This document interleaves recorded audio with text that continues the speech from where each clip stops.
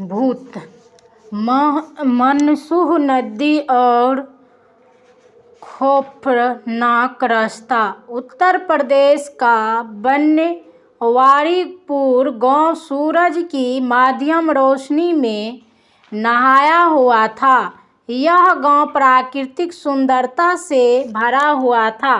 चारों ओर हरे भरे पेड़ पौधे और कल कल बहती नदी गांव के सरहद का काम करती थी। सरहद के ओर जाने के लिए यहाँ से दो रास्ते जाते थे। एक रास्ता पर शिव मंदिर के कुछ दूर बने हरावन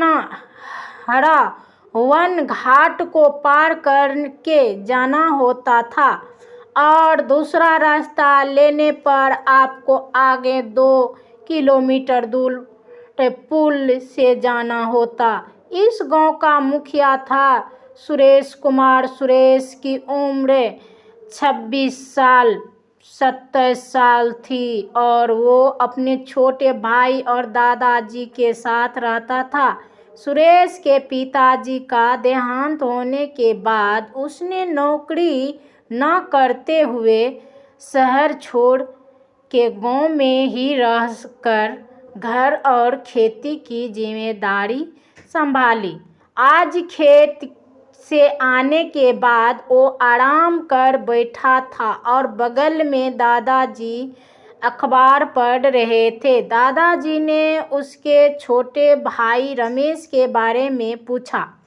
अरे रमेश कहाँ रह गया? जी वो तो नदी के रास्ते शहर गया है और घर का सामान लाने। नदी के रास्ते? दादाजी ने चेहरे पर चिंता के भाव लाते हुए पूछा। हाँ, दोपहर के खाने का समय हो रहा था तो मैं उसे छोटे रास्ते से जाने को कहा ताकि वो जल्दी वापस आ सके।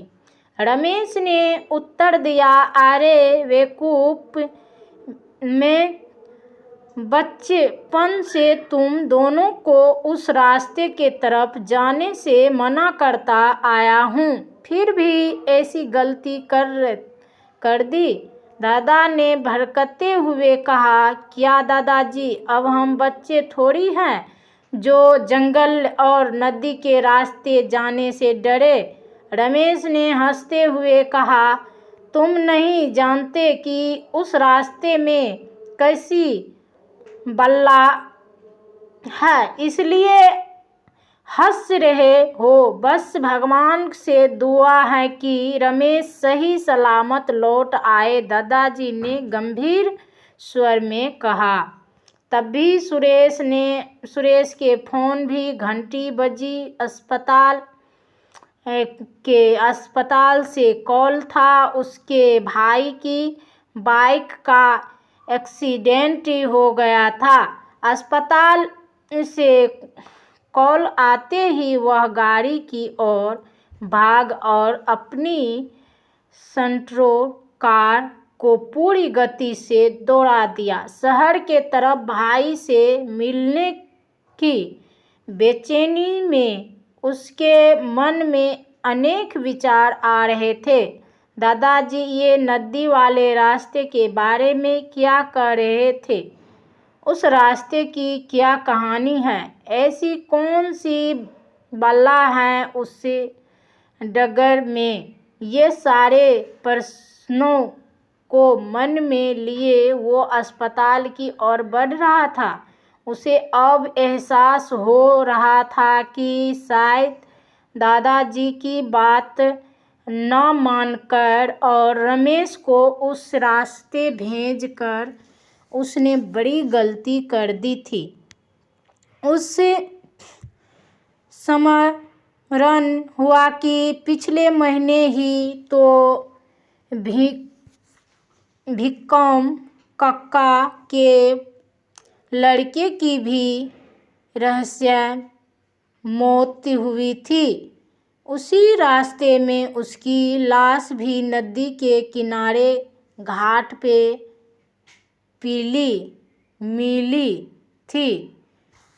आखिर कुछ तो रहस्य छुपा हुआ है उस नदी और रास्ते में जो अभी तक अनसुलझाए हैं। तो क्या था उस रास्ते का रहस्य और क्या है उसी मनहूस नदी और खौफनाक रास्ते की गुत्थी पता चलेगा इस कहानी से अगले भाग में। हेलो दोस्तों, आप लोग को यो भूत की कहानी अच्छा लगा है तो लाइक सब्सक्राइबर कर दीजिए।